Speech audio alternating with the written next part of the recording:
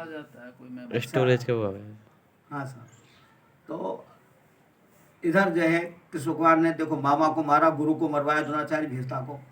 हम दशहरे पे रावण को जलाते हैं, होली जलाते हैं। तो क्यों मारा, क्यों अब प्रश्न खड़ा होता है क्यों मारा और क्यों मरवाया और क्यों जलाते हैं।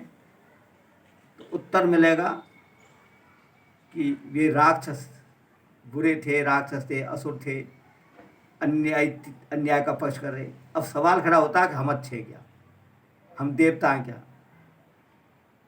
तो चिंतन करेंगे। अब इसका जो उदाहरण देकर जो उत्तर प्राप्त है वो समाधान है। तो हम वे तो हुदा राक्षस है, हम बेहोश हैं। अब बेहोश कैसे हुए, जैसे शराब का उदाहरण देता हूँ। जैसे शराब पीना बुरा है, नहीं पिए तो बहुत अच्छा है, लेकिन कई लोग इतनी ज़्यादा शराब पी जाते हैं तो चाह गिर जाते हैं। अरे भैया नहीं पिए तो अच्छा, लेकिन शराब क्यों पिए तो होश नहीं रहा। तो हम बेहोश ऐसे हुए। पृथ्वी, हवा, पानी, बरसती, अग्नि, आकाश और गाय वगैरह ये अच्छी चीज़ सबको चाहिए, लेकिन हम इनको प्रदूषित कर रहे हैं, इनका जहर बढ़ा रहे हैं, इनको नष्ट कर रहे हैं, अभाव पैदा कर रहे हैं, इनका दुरुपयोग कर रहे हैं। अब गाय हमारा आधार है, गाय के माध्यम से ये सारी समस्या का समाधान हो जाएगा। तो इससे पहले हम प्रश्न खड़ा करते हैं। दूसरा प्रश्न उत्तर यही आएगा, उत्तर है जो समाधान। क्या गलती कर रहे हैं हम, तो गलती ये कर रहे हैं जैसे उदाहरण के रूप में बूंद बूंद से घड़ा भरता है।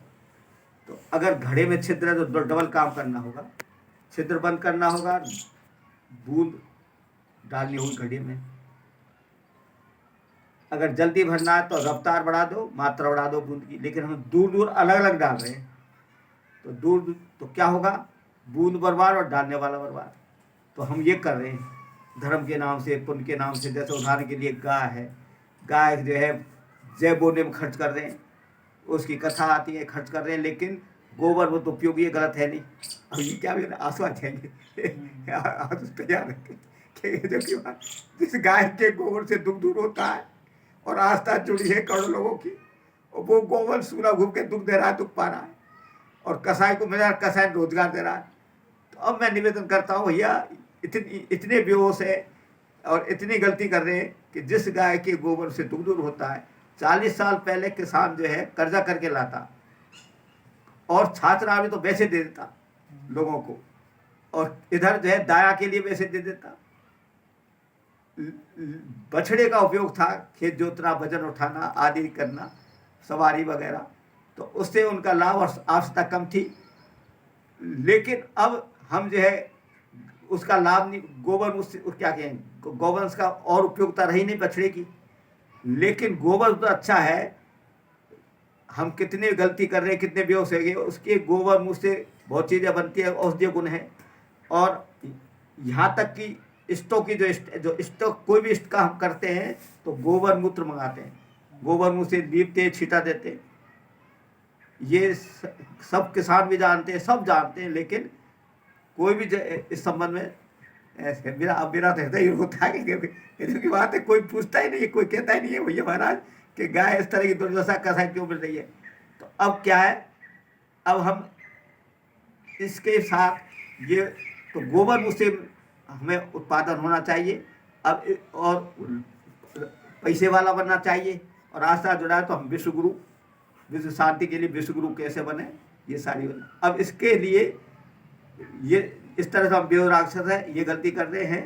अब एक प्रश्न और है, उसका उदाहरण कैसे मूर्ख है, कैसे बर्बाद हुए, उसका उदाहरण है साहब कि जैसे तन है, मन है, वचन और धन और समय समस्या के समाधान में उपयोग नहीं करें तो हम समझदार है कि मूर्ख हैं, मूर्ख ही हूँ। उत्तर मिलेगा मूर्ख हैं। बर्बाद होंगे, क्या बात, बर्बाद होंगे। तो इस तरह तो हम बेहोश राक्षस हैं, ये गलती कर रहे हैं, इस तरह हम मूर्ख हैं, इस तरह बर्बाद हुए। अब ये जो उत्तर जो दिया है ये समाधान है, और समाधान को लागू करना है। उसके लिए हमें गुरुकुल का नवीनीकरण वर्तमान में ऐसे विद्या मंदिर खोलने हैं।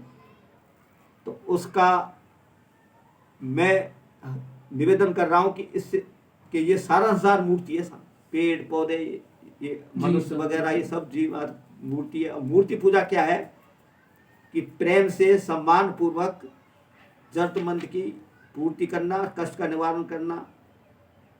तो आज हमें जरूरत है इस सारे समस्याओं के वातावरण से हमें बेहोशी राक्षसता से दूर होना है, इसको करना, गलती को दूर करना है और मूढ़ता को दूर करना है और बर्बादी को दूर करना है। तो इसका उत्तर जो समाधान दिया पृथ्वी हवा। अब इनको ऐसी शिक्षा देनी है विद्यार्थियों को बालकपन से, वो बाल गोपाल हैं। तो मैं निवेदन कर रहा हूँ कि उसका नाम है बहुउद्देशीय आत्मनिर्भर आवासीय विद्यापीठ। वो इतने आत्मनिर्भर होंगे तो उनका सारा सर्वांगीण विकास, तो इससे पहले निवेदन है कि सारी समस्याओं को वातावरण से बचाना है और सर्वांगीण विकास करना है। तो सर्वांगीण विकास का आधार है, पहला है शारीरिक विकास। तो शारीरिक विकास के साथ मानसिक, बौद्धिक, सामाजिक, नैतिक, आध्यात्मिक, रोजगार मुखी। अब इसके लिए व्यवस्था तो करनी पड़ेगी। तो एक मैं जो निवेदन कर रहा हूँ, एक व्यवस्था है, आवासीय व्यवस्था है। वो एक उस विद्यालय छात्रावास होगा, उसके चारों तरफ खेती हो गया, उद्योग हो गया, बाजार हो गया, बैंक हो गया, पोस्ट ऑफिस हो गया, अस्पताल हो गया, पशुपालन हो गया, गौपालन हो गया, और जो सरकारी विभाग है वो सब इस तरह का एक एरिया बन गया। अब ये सारी चीज़ें हैं। अब सवाल ये होता है कि इस योजना को लागू कौन करेगा, नीति।